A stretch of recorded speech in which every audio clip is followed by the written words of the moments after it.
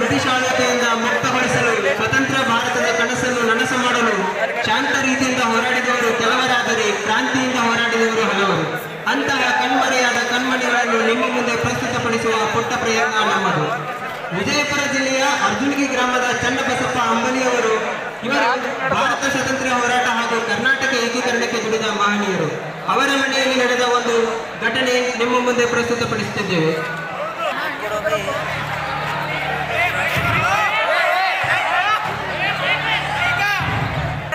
Mic ತೋರೆ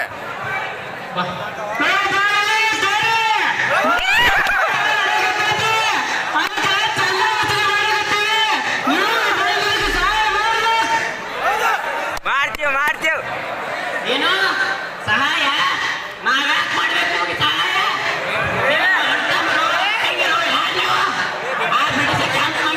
ನಾವು ಸಹಾಯ ಮಾಡಕ್ಕೆ ಹೌದು ಹುಲಿ ಎಲ್ಲಿ ಕೊಡು ಸಹಾಯ ನಾವು ಸಹಾಯ ಅವ್ರಿಗೆ ಮಾಡಂಗಿಲ್ಲ. ನಮ್ಮ ಸಹಾಯ ಕಳ್ಸ್ಯಾರ ಕೊಡ್ಬೇಕಂತ ಆಜ್ಞೆ ಮಾಡ್ಯಾರ, ಕೊಡ್ಲಿಕ್ಕಂತ ಪರಿಸ್ಥಿತಿ ಚಂದ ಇಲ್ಲ. ಏನ ಆಜ್ಞೆ ನಿನ್ನ ಆಜ್ಞೆ ನೀನು ಇಟ್ಕೋ, ಇಲ್ಲಿ ನನ್ನ ಆಜ್ಞೆ ನಡೀತೈತಿ.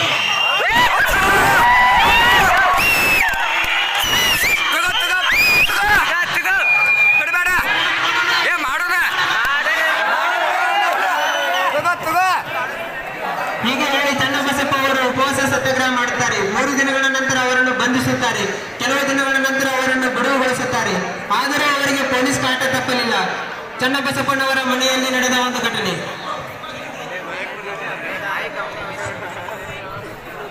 ನೋಡಪ್ಪ ಚನ್ನಬಸಪ್ಪ ಬಾಯಿಲೆ ನಮಗೆ ಹೋರಾಟ ಗಿರಾಟ ಸುಮ್ಮನೆ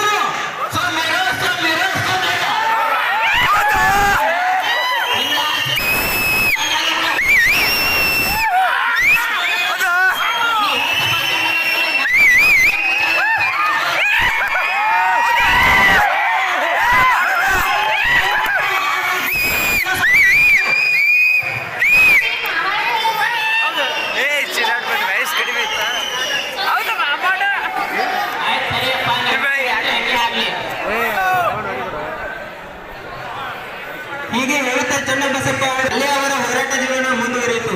ಈ ಹೋರಾಟವು ಕರ್ನಾಟಕದಲ್ಲಿ ಮಾತ್ರವಲ್ಲದೆ ಇಡೀ ಭಾರತದಾದ್ಯಂತ ಪಸರಿಸಿತ್ತು. ಅಂತೆಯೇ ಕರ್ನಾಟಕದ ಆಚೆಗೆ ವೀರಗಾತಿ ಪಾಲಿಕೆಯ ಸ್ವಾತಂತ್ರ್ಯ ಕಿಚ್ಚಿನ ಸನ್ನಿವೇಶ ಪ್ರಸ್ತುತ ಇದೀಗ ಬಂದ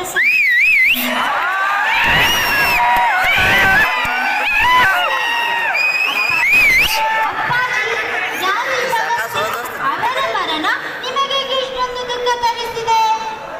ಅವರು ಸ್ವಾತಂತ್ರ್ಯ ಹೋರಾಟಗಾರಮ್ಮ. ಅವರ ಶೌರ್ಯ ಸಾಹಸ ಕಂಡು ಸಹಿಸಿಕೊಳ್ಳಲಾಗದೆ ಆ ಕೆಂಪು ಮುಖದ ಮಂಗಗಳು ಅವರನ್ನು ಗಲ್ಲಿಗೇರಿಸಿದ್ದಾರೆ. ಅಯ್ಯೋ ಭಗವಂತ, ಈ ನೀಚರ ತೆಕ್ಕೆಯಿಂದ ನಮ್ಮ ದೇಶ ಸ್ವತಂತ್ರಗೊಳ್ಳುವುದಾದರೂ ಯಾವಾಗ?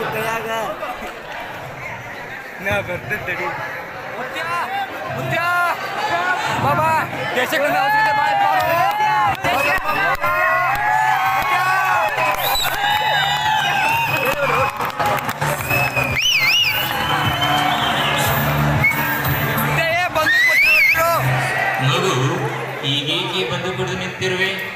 ನಮ್ಮ ಭಾರತೀಯರನ್ನು ಹಿಂಸಿಸಿಕೊಳ್ಳುತ್ತಿರುವ ಆ ಬ್ರಿಟಿಷರನ್ನು ರುಂಡವನ್ನು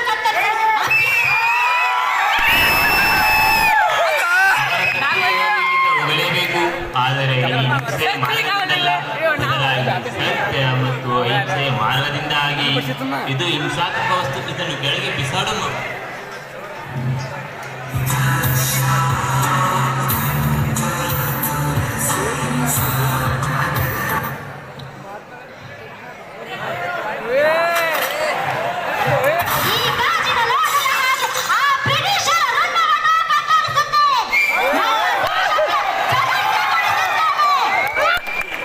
ಈ ರೀತಿ ಪ್ರತಿಜ್ಞೆ ಮಾಡಿದ ನಂತರ ಸರಸ್ವತಿ ಚೆನ್ನಾಗಿ ಓದಿದಳು. ಸುಭಾಷ್ ಚಂದ್ರ ಬೋಸ್ರವರ ತೀಕ್ಷ್ಣತೆ, ಕಾರ್ಯದಕ್ಷತೆ ಅವಳಲ್ಲಿ ಸದಾ ಸ್ಫೂರ್ತಿಯನ್ನು ತುಂಬಿಸುತ್ತಿದ್ದವು. ಅವರ ತತ್ವದಿಂದ ನಿರ್ಧಾರಗಳಿಂದ ಪ್ರಭಾವಿತಗೊಂಡಳು. ಇತ್ತ ಅಣ್ಣಾ ಹಸಫಲಿ ಎಂಬ ಸ್ವಾತಂತ್ರ್ಯ ಹೋರಾಟಗಾರ್ತಿ ಉಪವಾಸ ಸತ್ಯಾಗ್ರಹದ ಕಾರಣದಿಂದ ಜೈಲು ಪಾಲಾದಳು.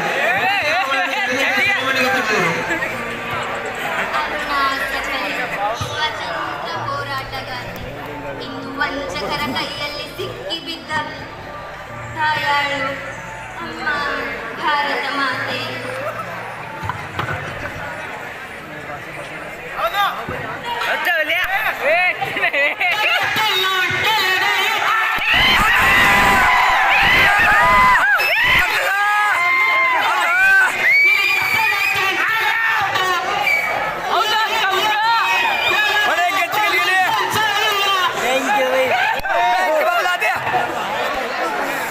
ಶ್ರೀ ಕೃಷ್ಣ, ನಿನಗೇನ ಗೊತ್ತು ನಮ್ಮ ಭಾರತೀಯರ ಬಗ್ಗೆ?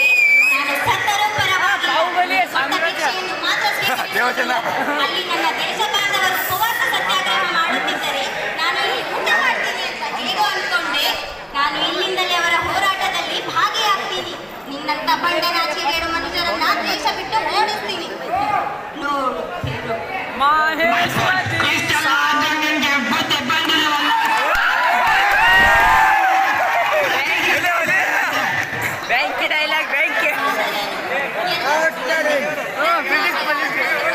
ಹಿಮಾಲಯ ಕಿರೀಟಣಿ ನಮ್ಮ ರಾಜ್ಯ ಶ್ರೀಲಂಕಾಟ್ಯ ಒಂದೇ ಭಾರತ ಮಾತೆ. ಬ್ರಿಟಿಷ್ ಸರ್ಕಾರ ಆದೇಶ ಹೊರಡಿಸ್ಯಾರ. ಯಾರು ಚನ್ನಬಸಪ್ಪ ಅವ್ರನ್ನ ಹಿಡಿದು ಕೊಡ್ತಾರೆ ಅವರಿಗೆ 100 ವರಗಳನ್ನ ಕೊಡ್ತಾರಂತ.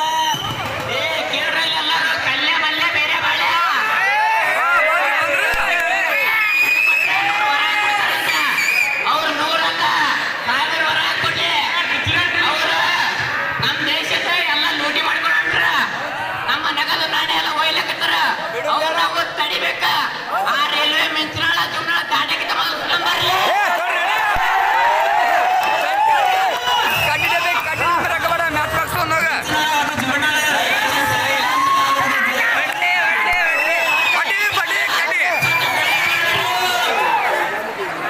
ಸುಭಾಷ್ ಚಂದ್ರ ಬೋಸರು ಸ್ವಾತಂತ್ರ್ಯ ಹೋರಾಟದ ಸಲುವಾಗಿ ಸಹಾಯ ಕೇಳಲು ಬಂದಿರುತ್ತಾರೆ. ಸಭೆಯ ದೃಶ್ಯ ನಿಮ್ಮ ಮುಂದೆ.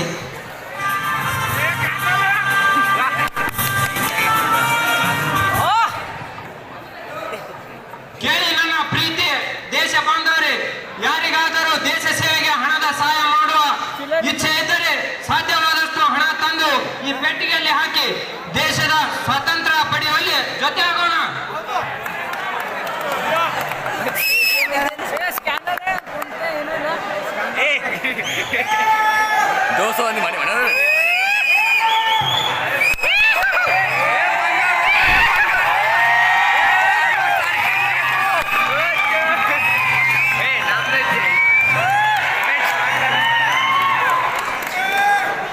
ಯಾರ ಹುಡುಗಿ, ಅವಳ ಕಣ್ಣಲ್ಲಿ ಅಷ್ಟೊಂದು ಪ್ರಕಾಶವಿದೆ. ಜಿಂಕೆ ರಕ್ತ ಹೀರುವ ಹಸಿರು ಹುಲಿಯಂತೆ ಕಾಣುತ್ತಿದ್ದಾಳಲ್ಲ. ನಮಗೆ ಹಣ ಸಹಾಯ ಮಾಡುತ್ತಿರುವ ಶ್ರೀಮಂತ ಗಣ್ಯ ವ್ಯಕ್ತಿಯಾಗಿರುವ ರಾಜಮನೆಯವರ ಮಗಳು. ಹೌದೇ? ಹಾಗಾದರೆ ಅವಳನ್ನು ಒಮ್ಮೆ ನೋಡಲೇಬೇಕು.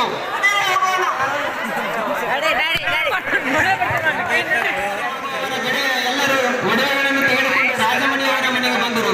ರಾಜಮಣಿಯವರ ಮನೆಯ ದೃಶ್ಯ.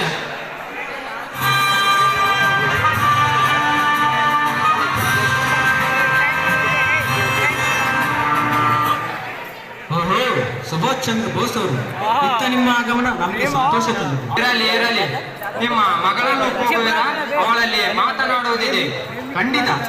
ಅಮ್ಮ ಸರಸ್ವತಿ, ಬಾ ಅಮ್ಮ ಇಲ್ಲಿ. ಏನಪ್ಪ ಕರೆದದ್ದು? ಇಗೋ ಇಲ್ಲಿ ನೋಡು, ಯಾರು ಬಂದಿರುವರು. ನಿನ್ನ ಪ್ರೇರಣೆ ಅಲ್ಲವೇ ಅವರು? ನೀವು ಇಲ್ಲಿ? ಈ ಒಡವೆಗಳನ್ನು ಕೊಡಲು ಬಂದೆ, ತೆಗೆದುಕೋ ಮಗು. ಅರೆ, ಇದೇನು ಹೇಳುತ್ತಿದ್ದೀರಿ? ನಾನು ದೇಶ ಸೇವಕ್ಕಾಗಿ ಈ ಒಡವೆಯನ್ನು ನೀಡಿದ್ದು. ಆದರೆ ನಿಮ್ಮ ತಂದೆ ಈಗಾಗಲೇ ನಮಗೆ ಬೇಕಾದಷ್ಟು ಸಹಾಯ ಮಾಡಿದ್ದಾರೆ. ಹೀಗಾಗಿ ಈ ಒಡವೆಗಳನ್ನು ನೀನೇ ಇಟ್ಟುಕೋ ಮಗು. ನನ್ನ ತಂದೆ ಮಾಡಿದ್ದಾರೆ, ನಾನಲ್ಲವಲ್ಲ. ಆದ್ದರಿಂದಲೇ ನೀಡಿದ್ದು. ದಯಮಾಡಿ ಇದನ್ನು ದೇಶ ಸೇವೆಗೆ ಬಳಸಿ. ಹಾಗಲ್ಲ ಮಗು, ನೀನು ಕೊಟ್ಟರೇನು ನಿಮ್ಮ ತಂದೆ ಕೊಟ್ಟರೇನು ಎರಡೂ ಒಂದೇ ಅಲ್ಲವೇನು ಮಗು? ತೆಗೆದುಕೋ ಈ ಒಡವೆಗಳನ್ನು. ಸರಿ, ನಾನು ತೆಗೆದುಕೊಳ್ಳುತ್ತೇನೆ. ಆದರೆ ನೀವು ನನಗೊಂದು ಮಾತು ನೀಡುತ್ತೀರೇನು? ಅಂದರೆ ಮಾತ್ರ ನಾನು ತೆಗೆದುಕೊಳ್ಳುತ್ತೇನೆ, ಇಲ್ಲವಾದರೆ ಬೇಡ. ಖಂಡಿತ. ಏನು ಹೇಳು? ನನ್ನನ್ನು ನಿಮ್ಮ ಸೇನೆಯಲ್ಲಿ ಸೇರಿಸಿಕೊಳ್ಳುತ್ತೀರೇನು? ನಾನು ದೇಶಕ್ಕಾಗಿ ಹೋರಾಡುತ್ತೇನೆ.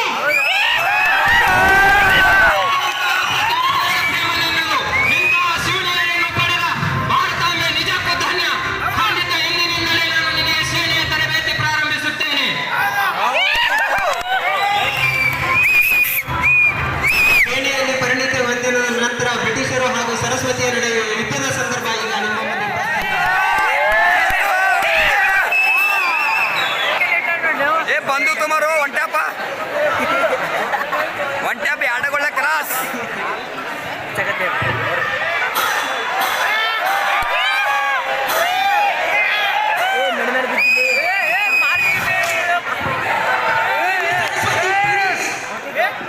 ದುಷ್ಟ, ನಿನ್ನನ್ನು ಕೊಂದರೂ ಪ್ರಯೋಜನವಿಲ್ಲ.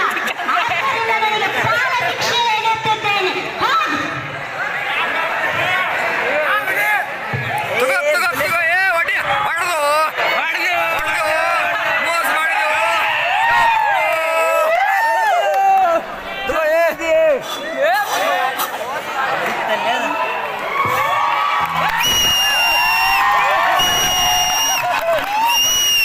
ಸೈನಿಕರು ಹಾಗೂ ಅವರು ಬದುಕುಳಿದರು. ಅರುಣಾಚಲ ಕೊನೆಗೂ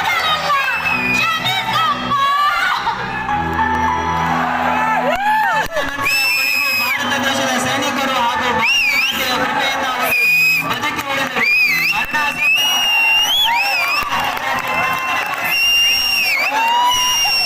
ಇದರಿಂದ ನಮಗೆ ಮುಕ್ತಿ ಬಂದಿತು ಎಂದು ಸರಸ್ವತಿ ಅವರು ಸುಭಾಷರ ಮರಣದ ನಂತರ ಸೈನ್ಯವನ್ನು ಬಿಟ್ಟು ಚೆನ್ನೈಗೆ ಬಂದು ನೆಲೆಸುತ್ತಾರೆ. ಚನ್ನಬಸಪ್ಪ ಅವರು ಕೊನೆಗೆ ಕರ್ನಾಟಕದ ಏಕೀಕರಣದಲ್ಲಿ ತೊಡಗಿಸಿಕೊಂಡರು. ಅದಕ್ಕೆ ಅವರನ್ನು ಕರ್ನಾಟಕದ ಎಂದು ನಾಮಕರಣ ಮಾಡಲಾಯಿತು. The end. ಜೈ ಹಿಂದ್.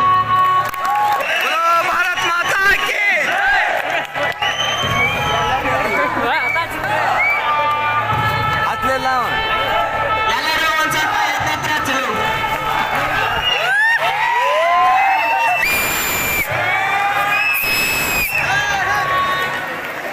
ಜೈ ಹಿಂದ್.